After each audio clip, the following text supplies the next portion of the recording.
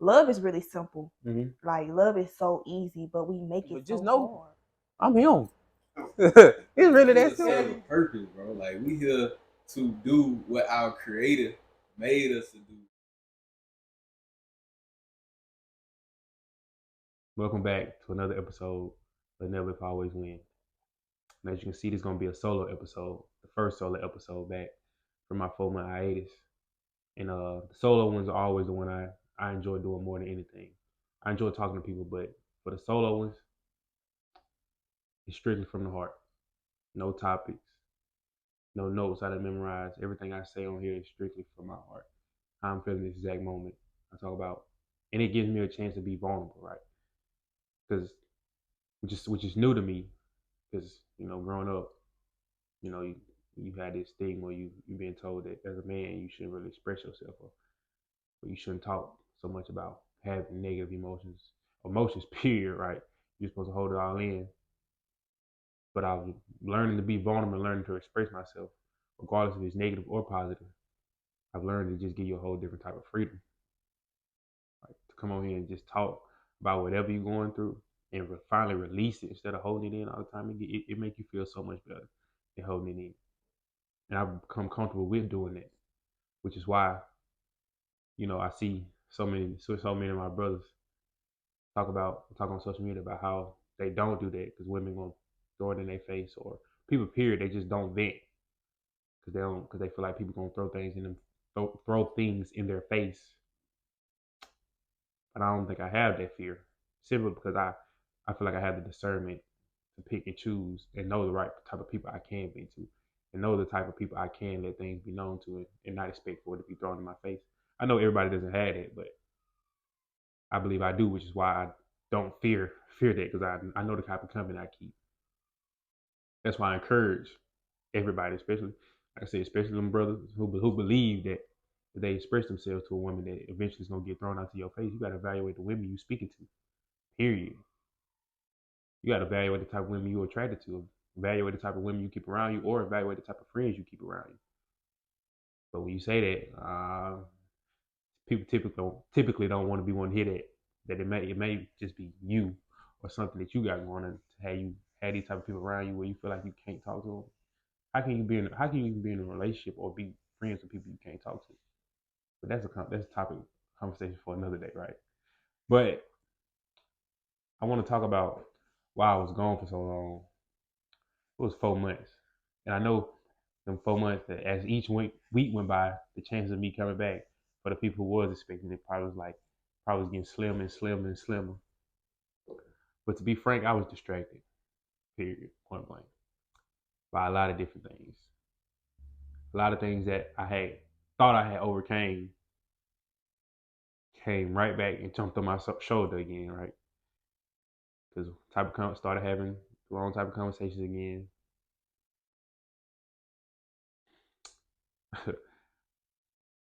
My eyes started to wander.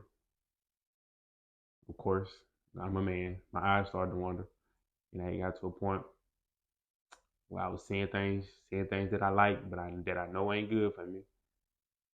And I got back into some of them things. I don't really want to go in. You get what I'm saying, right? I ain't got to go into detail, but you get what I'm saying, right? And they got to me again, and I knew it did.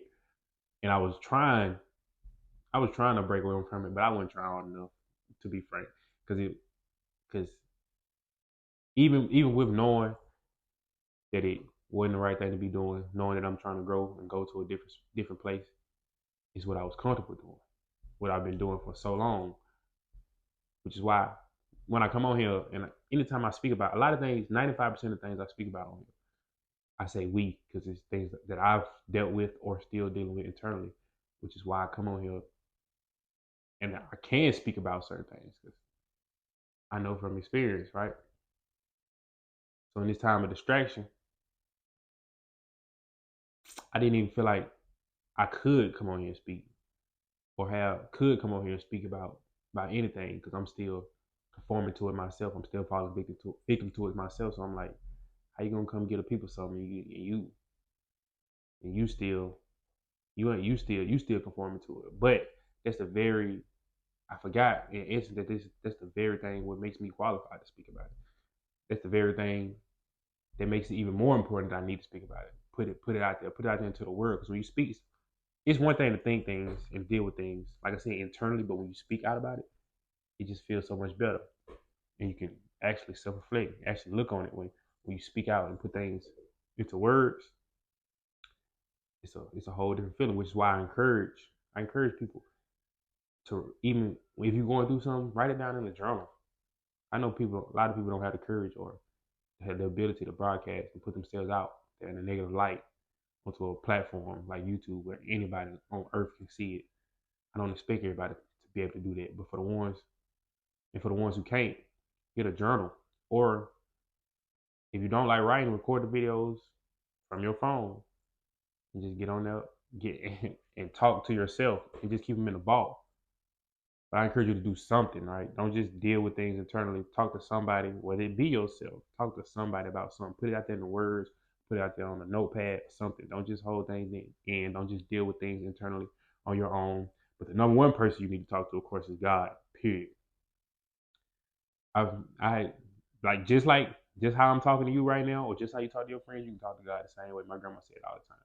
She be laughing with him and all, but people don't really understand it. And a lot of times, only time people really talk to God is to ask for something.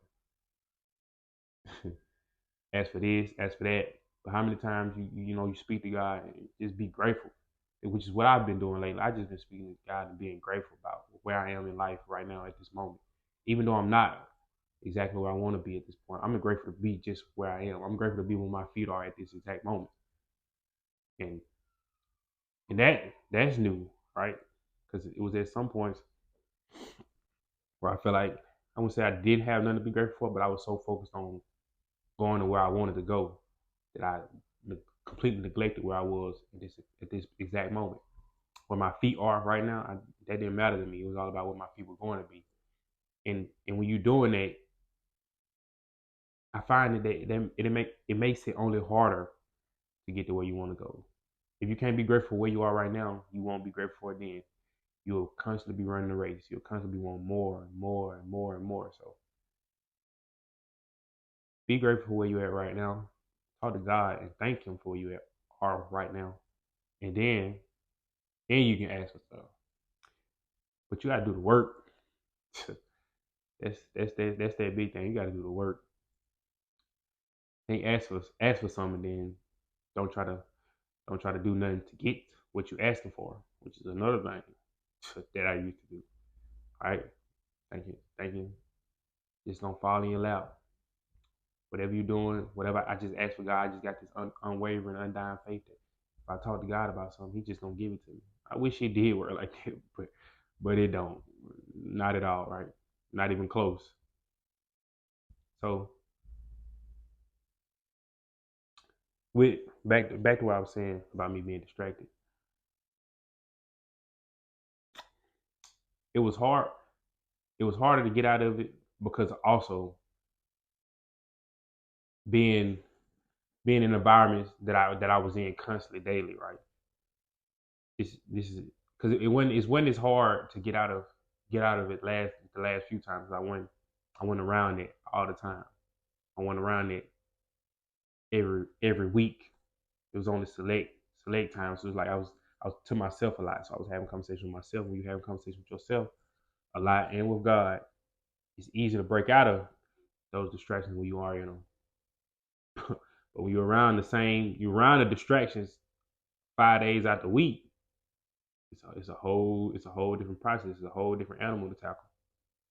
But I did, I still tackled it, and it don't that all that does is giving me even more confidence with the challenges I know I'm still going to face. Right, the challenges never stop, especially when you start trying to live righteous, trying to live like a man of God, trying to be as close to God as possible. The challenges never stop. They're gonna keep coming, right?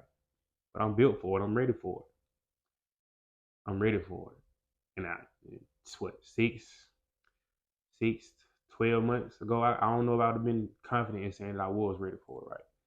I don't know if I'd have been confident saying that whatever comes to me, I know I can handle it. I know that I ain't gonna conform, that I ain't gonna fold. So it's back to what I was saying. Like when you going through things or a storm through your life, a storm in life, and you stuck in it, I know it'd be hard in the moment. I know it'd be hard in the moment, but when you finally get out of it and you self-reflect, you look back on all the things that went down, and you can grow from it. It's nothing like it, bro. That's why it's almost to a point where I'm embracing the challenge now. I'm ready for it. I'm ready to see. I'm ready to see what's next, what I can conquer next, so I can grow from it, so I can learn from it, and be a better man because of it. Because I am. I'm a. I'm a different. I'm a. I think totally different than I did 3-4 months ago. I'm a better man all the way around, and I'm only 22. I'm still growing and evolving. I got a long way to go. A long way to go. I ain't even close to being as wise as I could and will be eventually. And that's another thing that I'm excited to see. Really, I'm excited to see where God wants me to take this life thing. I'm excited to see what He wants me to do. If it's where He wants me to take this podcast, right? I truly believe, like I said it plenty of times, I truly believe that this was my purpose. And I was trying to run from it so hard. I was trying to run from it so bad. I was trying to run from it. But every single time, every single time I tried to run from it, I tried to say, oh no, maybe it's this. Oh, maybe I want to do this. He put me right back in his seat. Every time. Whether it was having a conversation with somebody or somebody asking about the podcast or my grandma asking me. People been asking about your podcast. Where it's at? When you gonna get the people what they want? When you gonna get the people what they want? And as much as I tried to run away from it, much as I tried to do something else or do this to keep my mind off of it, it put me right back in this spot every single time. Every single time. And what I've come accustomed to believing now is that as a man and as a servant of God, period, right? Your purpose is more important than anything. More important than money, love, relationship, all of it. Your purpose, what you were put here on this earth to do by God is more important than all of that, period, point blank.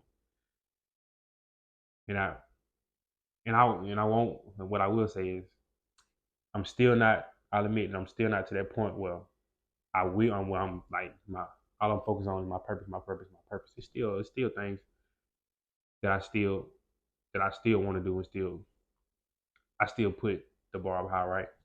Like, especially in this moment, I'll admit I really, really want a girlfriend. I really do. Because I don't know. Because maybe because now after seeing my mama get married and my auntie get married like back to back, I really grown as a man. Like I want to have a family unit. Not no floozies running around, running in and out the house. Nah, I want one girl that I commit to, and eventually I make my wife, that eventually bear my children. That's what I'm looking for, right? And to piggyback off that, right? So let's go deep down into that rabbit hole, right? Why I feel like that now, because as a man growing up, we ain't marriage is an afterthought. Even and this may be even for women in the black community, like we don't speak about marriage period at all, right? Even when you scroll down your news feed, all you see is baby mama, baby daddy, no wife, ex-wife, nothing. That's all you see. So as I'm growing up, right, I'm taught and I hear that you need to worry about how many hoes you got, how many what you hitting, right? Don't not what you commit to, what's your purpose, none of that. How many freaks you got, right? And for a while, a little bit of my life, that's what I was subscribing to. For most of my life, that's what I was subscribing to. It was on me bad, right? Because that's the way I thought I should be moving. That's the things I thought I should be doing. But as I'm growing and getting closer to God, building a stronger relationship with God, with the way women feel about their bodies, how sacred their womb is, that's the same way you should feel as a man. Period. Point blank. Right? we had this double standard that like a woman got so many bodies, she a whore or all these kind of things. But as a man, it don't reflect on you no kind of way. That's what you're supposed to do. That ain't it at all. Especially with me knowing who I am and knowing my purpose on this earth. It's it's no way I should be letting certain women even get close to me, especially not close enough for me to sleep with them. Right? It's the same. I think the same exact way at at this moment in my life. I think the same exact way that women think. I'm not letting just anybody touch me. Period. But it took some growth for me to get to this point. It took some real growth for me to get to this point, especially when I had a mindset I'm I'm when I slept with a woman, it was me hitting her. It had no effect on me. It was like I was conquering her. The whole time with me being who I am, they conquering me really. And it was that's a it's a and when I actually realized it was a harsh realization, right? It was because I thought I knew my worth, right? I thought I knew my worth because I didn't get into a relationship with just any woman. I feel like, yeah, it was I set the bar for me to commit to you or be in a relationship with you. I set the bar high. But to sleep with you, all you had to sleep with you, all you had to do was be attractive or pretty. And that was my way of thinking. But you see how crazy that sounds?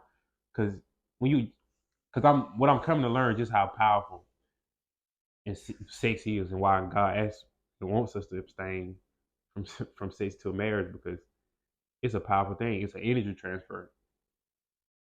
And like Daniel said in the last episode, those energies don't go away. You exchange energy with somebody, it sticks and it holds on to you.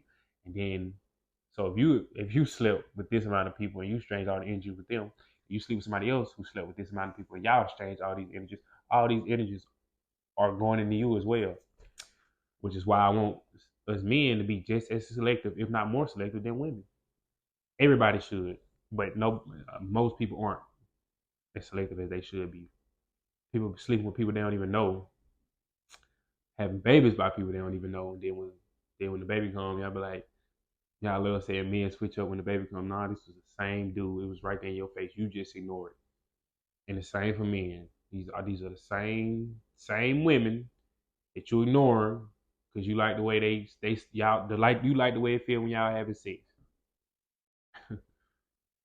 But like I said, that's why I don't believe in bashing people or I don't believe in or I can't really attach myself to those Christians who come and attack people instead of talking to them and trying to get through to them through conversation and not bashing and saying you need to do this, you need to talk. We gotta have conversations. The thing is, we don't have conversations. We just because and another thing why we really don't have conversations is because a lot of people don't take criticism well. A lot of times when you criticize or tell somebody they can look at something a different way or be better, most people take it as you judging them. Like I see all the time how people talk on social media about not wanting people around them that judge them. But 95% of the time, I bet it's not even people judging them, simply holding them accountable and asking them to be better as their friend, as someone who loves them, right? But people hear that and like even let me give an example because that's what I do. Like even the friends I have around me, they know for a fact if they see me slipping on something, or they see me doing something out of the ordinary, or something that's not defined, or me walking in my purpose, they know for a fact they can come say to me, "Hey, you slipping. You need to be better." And I'll be all ears and I listen to it. But it's been times, well, particularly with women that I've dealt with, when I say, "Hey, you can do this better," or I ask questions about like, what you're doing, how you moving. Oh, I think you could be doing better than that. And the first thing they come out their mouth is, "Oh, you think you perfect? You just don't know how much I hate hearing. Oh, you think you're perfect, right?" Especially when everything that I everything that I'm doing and saying is me trying to be better, right? If I thought I was perfect, I wouldn't be holding myself accountable. I wouldn't be trying to be better. I'd be stuck in the same place. I'd be stagnant like a lot of them are, right? And because the whole time they telling me I think I'm perfect, when they the ones who moving like they think they perfect. Period. Because when I say or when I criticize, or when anybody criticizes, like you talking like your ex don't stink. When that's never what I'm. No, you will never hear me say that. You will never hear me say I'm perfect or any of that. The only thing is I hold myself to a higher standard and I hold myself accountable. That's the only difference for me in those people, right? I want to be a better version of myself. I want to be the best version of myself. And I start moving like that. So when I start moving like that and they see me start moving like that, while I'm still simultaneously growing, you have this belief in your head that you think I'm perfect or you think I think I'm better than everybody when that's simply just not the case at all. And to even to speak on the criticism point, I honestly believe criticism is the best motivator or most the strongest component for growth. Period. Point blank. When I think about the biggest or the most I've grown, it came from criticism. Either criticism, me criticizing myself, or criticism from my peers, or my grandmother, or my father. When I was criticized, that's when I grew the most. When I was criticized, I took the criticism, I acknowledged it, and then I took the steps to be better. That's when I grew the most. Like, and I tell a story. When I graduated, no, not when I graduated. When I left school, when I left college, right? It was for it was months after I had left college. I was sitting at home doing absolutely nothing. Not working, not doing nothing. Waking up doing nothing. Right. And I had the nerve. It was one day I was on the phone with a young lady. My dad was there, and I had the nerve to tell her that she was lazy. I don't even remember what she said, but I had the nerve to tell her she was lazy. And my daddy blew up, and rightfully so. Rightfully so. He blew up. He was like, "You got some nerve." I this conversation plays in my head all the time. But he was like, you got some nerve to sit up here and call somebody lazy when you ain't doing nothing. You ain't working. You ain't doing nothing. And I won't. And there's a couple other things he said that's personal that I won't go into detail. But ever since then, that conversation played in my head two, three times a month. That plays in my head, and it reminds me to never get to that, never be at that point again, never not be doing nothing. I gotta never not be doing, especially as a man, I gotta be doing something. But what if I would have flipped it around when he told me that, and instead of taking it on the chin and becoming a better man and becoming a better person by listening to what he said, what I would have said, or attacked him for all the things he didn't do right, or all the things I feel like he does wrong, instead of taking the criticism, and what I would have said, oh, you think you perfect, but when you be doing, what if I would have did that instead of acknowledging it and taking heed to it and then becoming better because of it? What would I be? I'd probably still be run around or doing something, but doing it. I don't know what I'd be doing. Right, that's the point I'm making. But I took the criticism because I knew it was right. I took it on the chin, and now I'm always doing something. I'm always when I'm working. I go to work every single day. I can't remember the last time I did go to work. Go to work every single day. I work overtime on the days they offer it, and then on the weekend I'm doing something. I'm at the house doing something. I'm not just sitting around being stagnant, doing absolutely nothing because it don't even feel right to me no more. Since hearing it, it don't even feel right. Period. It don't feel right to sit in the house. It don't feel right to be still and not be doing nothing. But if I would have never had that conversation, he would have never told me that. What I could possibly still be doing some of the same things, which is why I say and you want to have people around you that criticize you. You want to have people around you that push you and force you to be better. If you don't, what are they truly your friends? Are these people that truly love you? You got enablers or people who gonna ride with you regardless of whatever you do? Them not the kind of people you want around you. And I'm not the kind of people I'm gonna have around me, period. If you're not gonna tell me when I'm wrong, if you're not gonna check me when you know I could be doing better than I am doing, why would I want you around me? What are you for? Are you really my friend? Really, truly. And that's something people gotta evaluate. Are these people that you speak to every day? Or maybe not even every day, but today, maybe 3, 4 times a week, are these people really your friend? Are these just people you like having fun with, or you like drinking with, or you like doing this with? You got to learn how to discern and put these people in different groups. Like I have people in my life, I'm friends for different things, right? I got friends that are stronger spiritually than I am, so I know I can talk to them when I'm feeling spiritually weak. I got friends I can talk to about finance, and I got friends I can talk to just about elevating in life. Period.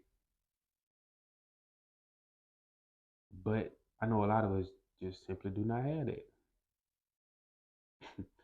All y'all do with y'all friends is have fun, go out, club, and then wonder. They're gonna be wondering 5, 10 years down the line why you still stuck in the same spot. When it was people, maybe it's even your parents who trying to say, "Hey, what we doing? What's the route we gonna take?" And I at 22, 21, 22, you never really I still don't know. Besides the podcast, what other route am I going to take? What other thing am I going to do? You really just don't know. That's why you just ask God. That's why I'm still asking to this day. Like, guide me, guide me. Let me know. I know this. I know this. What you want me to be doing right now. But when if that ever changes, what's next? What's the next thing you want me to conquer? What's the next mountain you want me to climb? And at this moment I'm content with the fact that what I'm doing, what I'm doing, or what my next task might be something that I don't want to do, but it's what I'm supposed to do. I talked about this in a previous podcast when I went to InvestFest in August, and one of the speakers said, "Do what God wants you to do, not what you want to do. Do what God wants you to do." And a lot of times, what God wants you to do is not what you want to do. Period. Point blank. I know I've seen teachers and a whole bunch of different people speaking about how their occupation or what they're doing right now was not something they want to do, but they felt like it was their calling to do. Like how somebody called to be a pastor or called to do anything to serve people. Because it's another thing I believe we put here as human beings to serve people. So we really just navigating and trying to find a way that God wants us to serve people, whether it be through a restaurant, whether it be through a business endeavor, whether it be through helping people, through speaking, whatever it is. I believe everybody's purpose is to serve.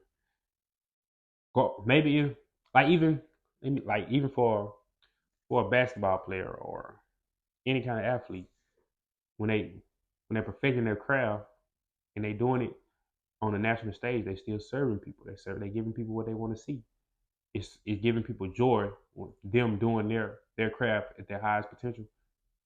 That's still a way of serving. It ain't always got to be or gift giving or speaking or being a mentor.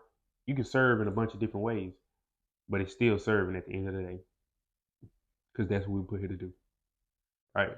And I truly believe that this podcast in this moment, at this point I'm in my life, is what I was put to do. It's my way of serving. Is to come over here and talk about, have real, genuine conversations about real things that people actually struggle with, right? And I know we laugh and play enough. It's time to have some uncomfortable conversations, and I feel like I'm the one to have them because I can do that. I can put myself in a negative light, or I can come on here and say that I struggle with this or I struggle with that, and talk about how I overcame it, and I don't mind doing it. So, with that being said, it's gonna be an exciting next few weeks, months, however long I continue to do this. Maybe even years, but however long I continue to do it, it's gonna be exciting. I'm only gonna get better. The topics are only gonna get better. People are only gonna learn more and more and more the more content I put out, and I'm excited for it. Truthfully, I'm excited as I've been in a long time, probably since I started, about where I can take the podcast and where it's gonna go. And remember, when like I said, remember I said in the beginning, I told you I wasn't gonna quit. Not now, and I meant it. I meant it. No matter how long the hiatus was, I know it was looking grim, but I meant when I said I'm not gonna quit because I enjoy doing it. Even then, like I know I feel like it is my purpose, and I thoroughly enjoy doing this. I thoroughly enjoy having conversations, helping people, being a light, right? Because like when I was saying that it was hard or that I was trying to run away from it,